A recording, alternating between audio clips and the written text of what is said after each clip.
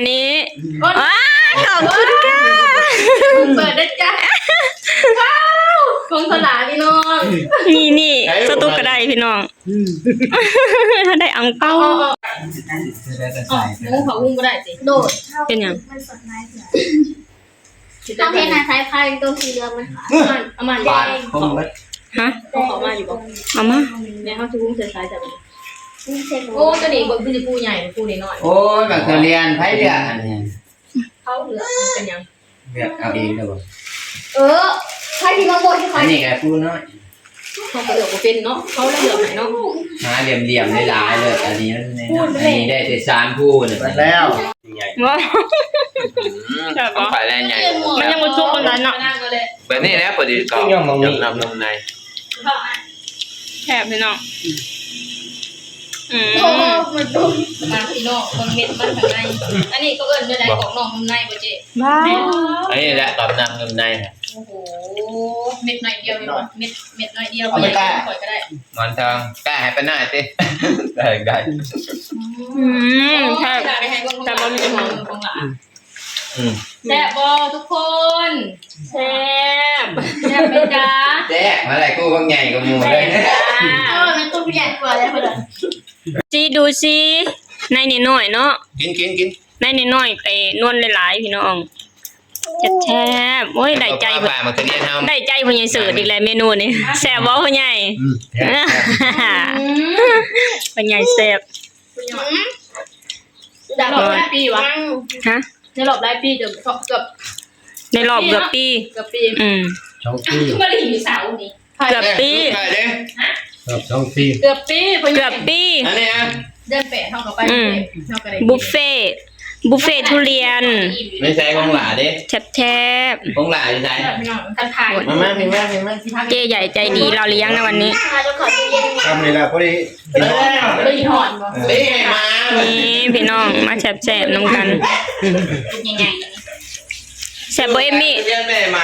แซ่บบ่แซ่บหมักบ่ได้พ่อใหญ่ของหมักเอ็มเราโคตรแซ่บของหมักสาวเอมี่เดทุเรียนนี่เด้นั่งเถาจะโดนมายันเฉิดนั่งเถาจนเมื่อยมาแปะอาจารย์มาพากินจะเถื่อเราจนไปคือว่าในกินร้านซีหอนในเจ๊ใหญ่ใจดีของเราเลี้ยงทุเรียนนะจ๊ะจ้าขอบคุณค่ะต้องให้รวยปังๆจ้าเนี่ย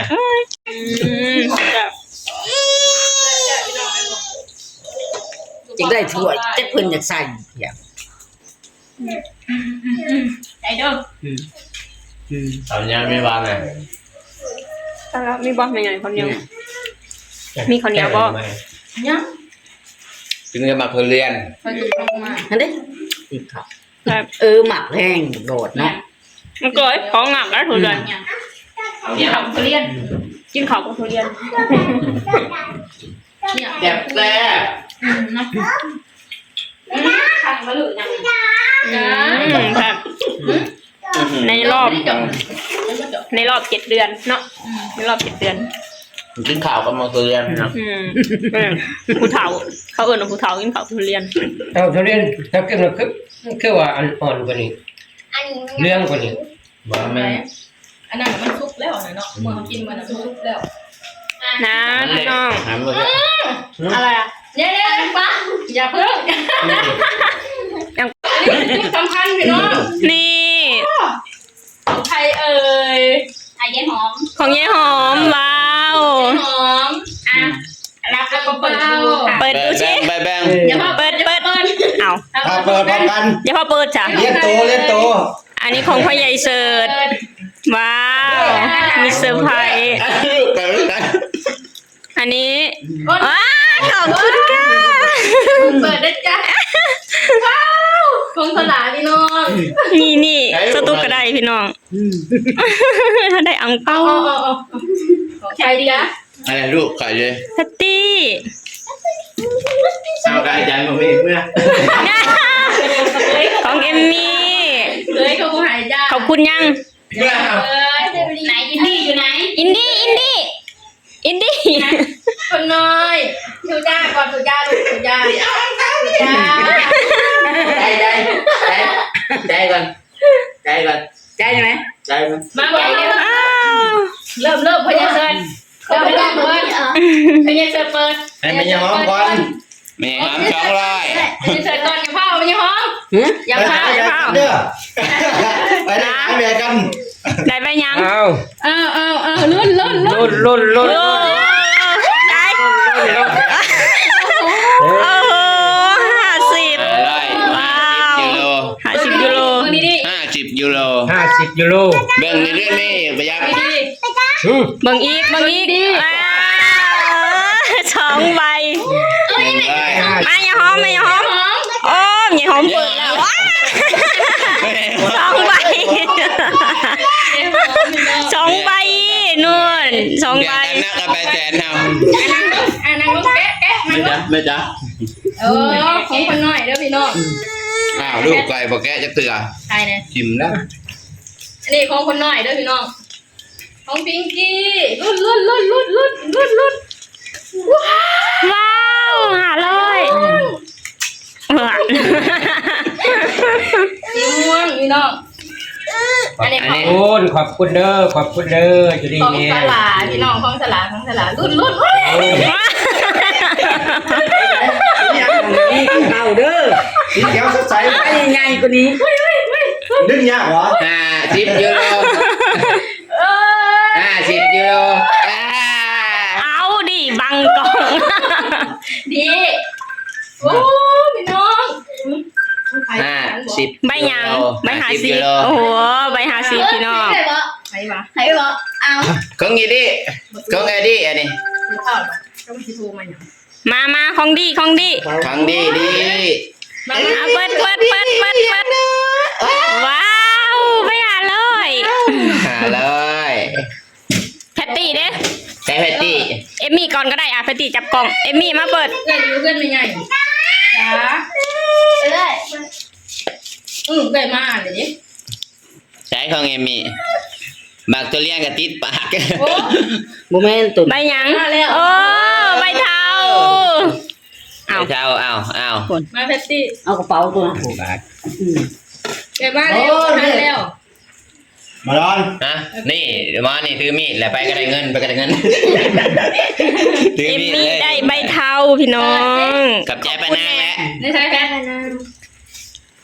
มาแพตตี้บันนี้มา โอ้ โอ้ใบเทา ใช้ของแม่ตุ๊กเด้รุ่นของแม่ตุ๊ก ไหน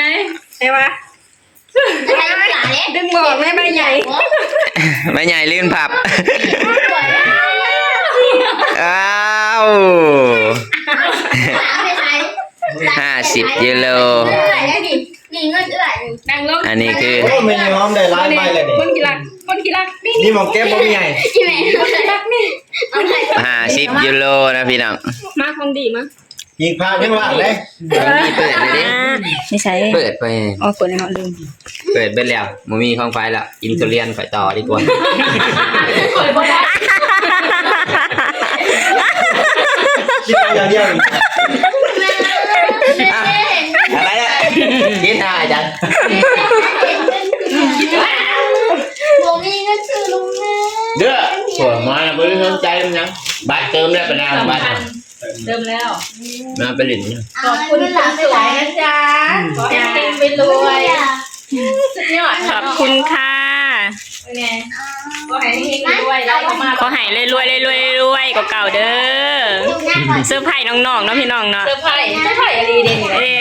ไปหลับ ก็เกิด ไปหลับ เอ้ยเป็นเสื้อร์ไผ่คนน้อยแม่ยังหอมดีใจบ่แม่ยังหอม ดีใจ ดีใจอวยพรแน่